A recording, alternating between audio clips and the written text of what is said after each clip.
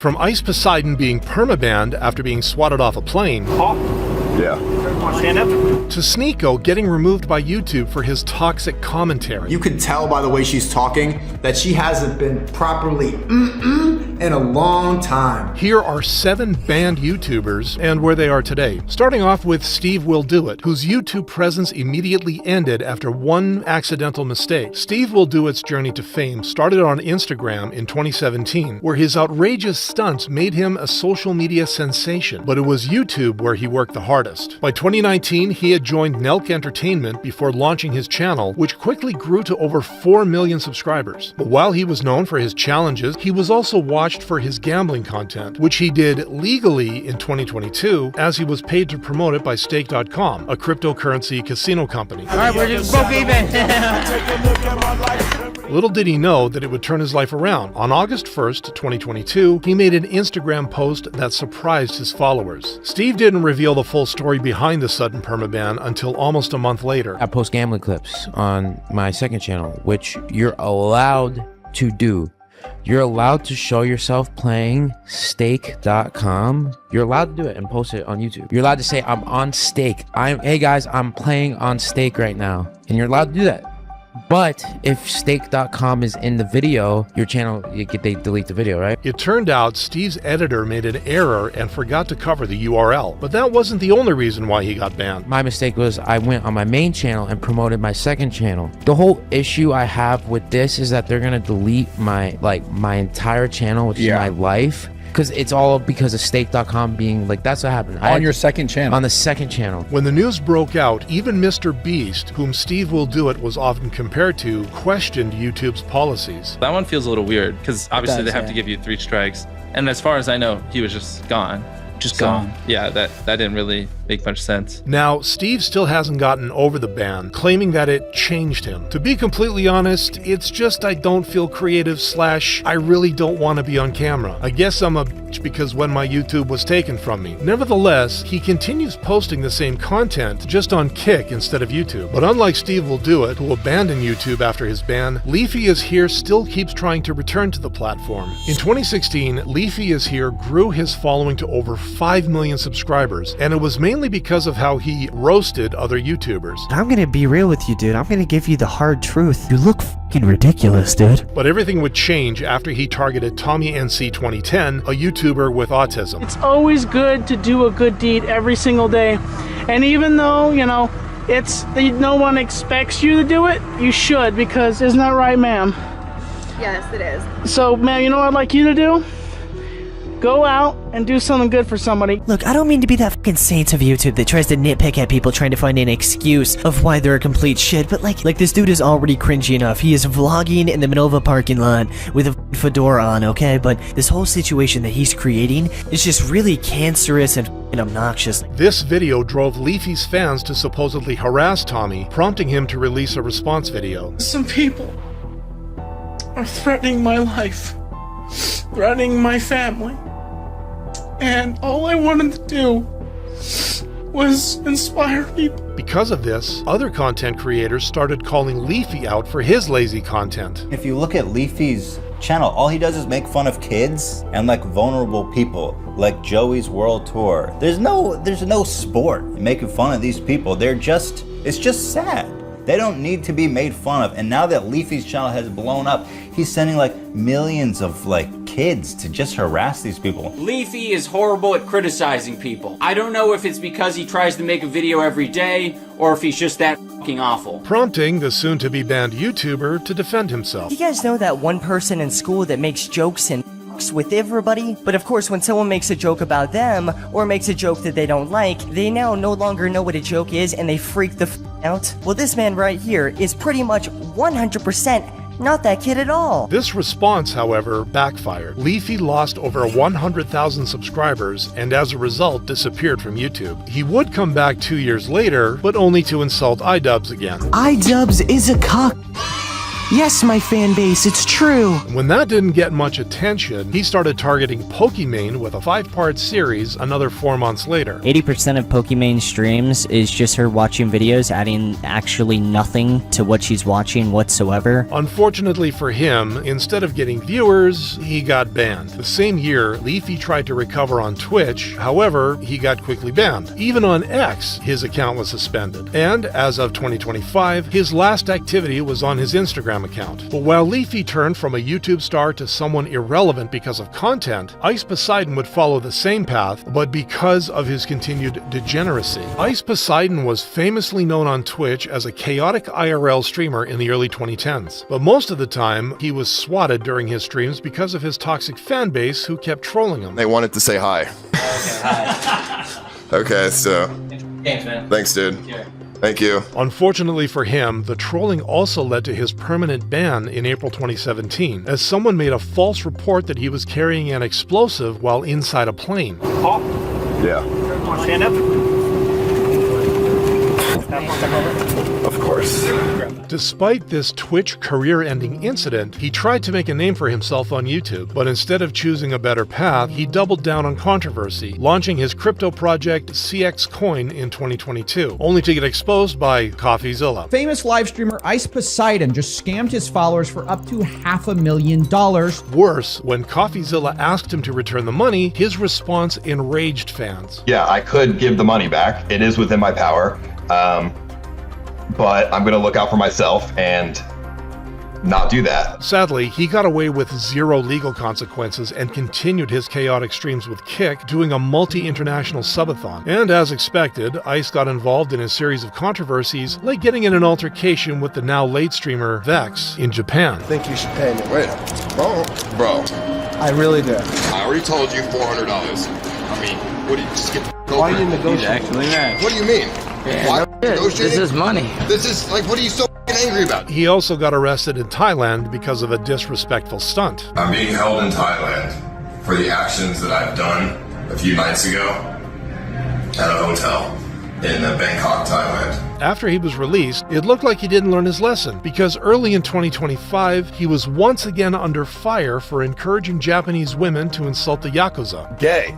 Gay. Gay Yakuza. Gay Yakuza. At this point, it's clear that Ice Poseidon is only a few more scandals away from fading into the void, just like Phantom Lord, whose once legendary status was buried under controversy and greed. Starting his streamer career in 2011, it didn't take long for Phantom Lord to reach millionaire status because of his energetic streams.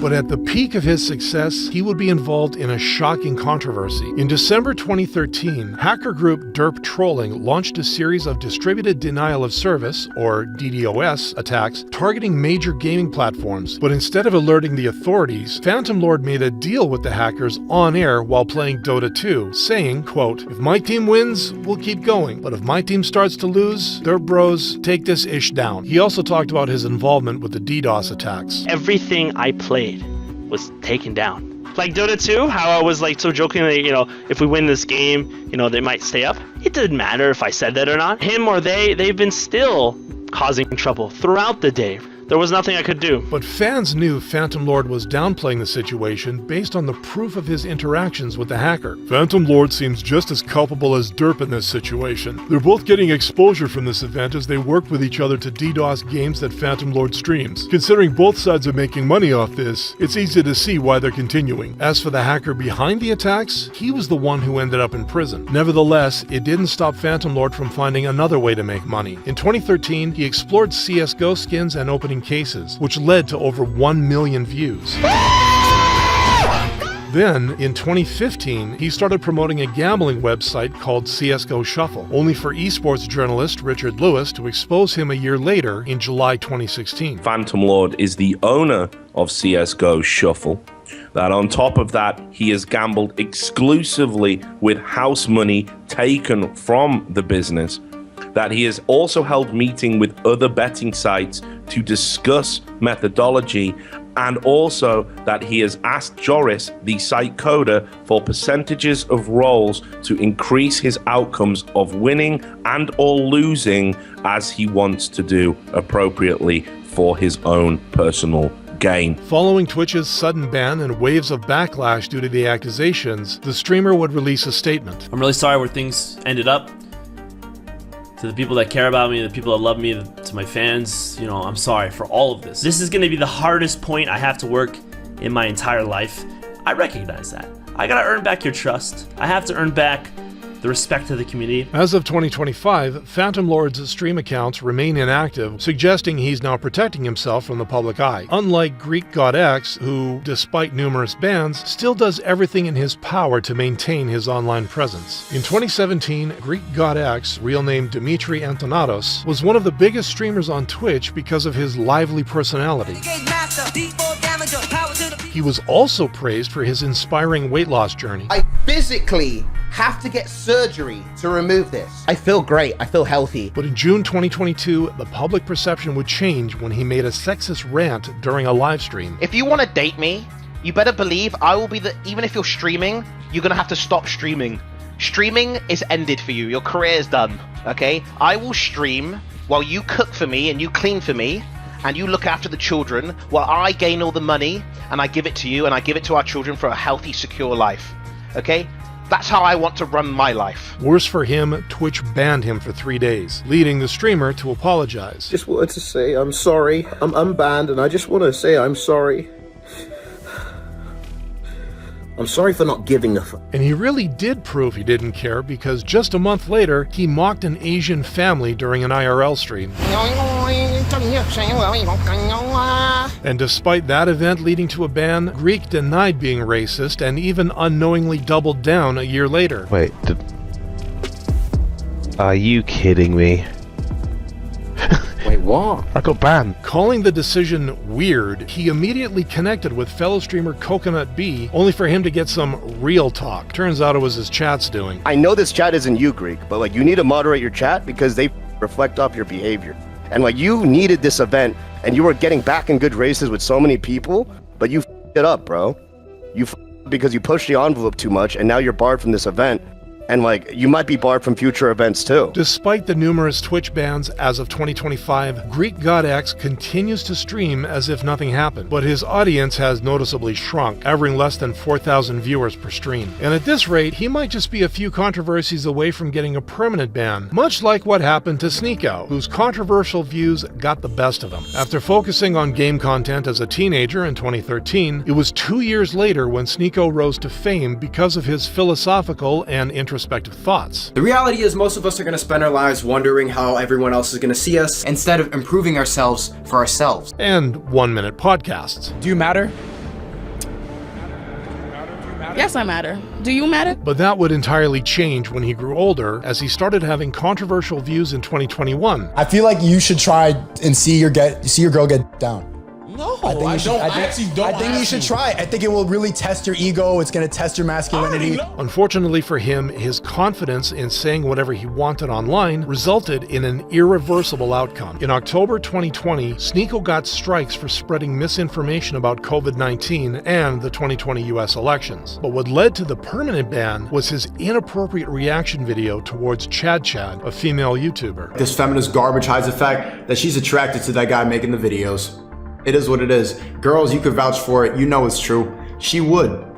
She would. And you know this is true, what's so predictable? You could tell by the way she's talking that she hasn't been properly in a long time. But that didn't stop Sneako from pursuing content creation. He explored other platforms like Twitch, only to get permabanned there too for extreme hateful conduct. And just the next day, he experienced the same fate on Kick because a person wearing a Hitler costume was on his stream. Sneako thought the decision wasn't fair. People were dressed up as everything, and hate symbols because the guy dressed up as Hitler. I didn't even endorse it when I was laughing at it, and I put it's literally a Halloween costume, and I've seen so many Kick streamers do this. It's very clear that they have a bias against me, apparently. Regardless, it doesn't change the fact that the biggest platforms rejected Sneako, leaving him no choice but to rely on Rumble, where he recently posted how he snuck into the 2025 Grammys party. And much like Sneako, Dr. Disrespect had Rumble's back after his YouTube career was destroyed by his biggest controversy. With his iconic look and energetic persona, Dr. Disrespect immediately captured everyone's attention on Twitch in 2016. Do you see what I'm saying, Daybreak?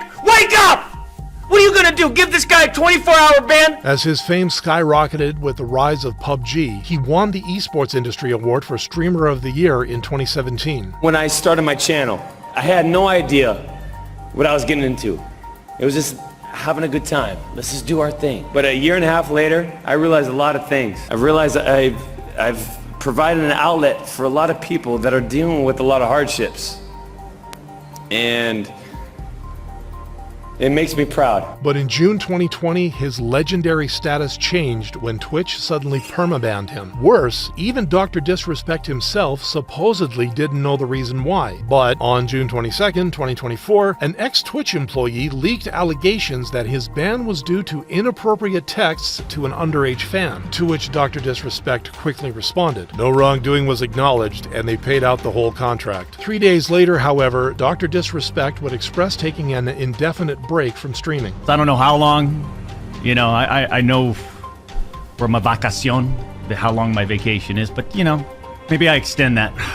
At the time, YouTube had also suspended his channel from monetization. But surprisingly, 2 months later, he posted a tweet confessing what really happened. Were there Twitch whisper messages with an individual minor back in 2017? The answer is yes. Were there real intentions behind these messages? The answer is absolutely not. These were casual, mutual conversations that sometimes leaned too much in the direction of being inappropriate, but nothing more. And when he deleted it, the backlash only got intense. But on January 31st, 2025, he made a big announcement. Ladies and gentlemen, we got our f***ing YouTube monetization back. Come on! Yet whether this revives his YouTube career or cements his fall is still yet to be seen.